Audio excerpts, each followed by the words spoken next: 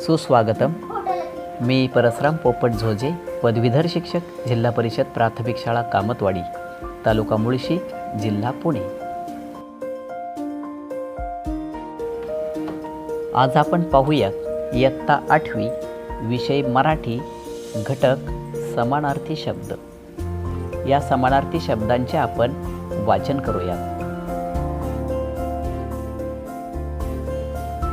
समानार्थी शब्द: देश, राष्ट्र, आई, माता, काळ, समय, संकट, आपत्ती, शक्ती, बळ, भूमी, जमीन, यात्रेकरू, प्रवासी, फुटकळ, किरकोळ.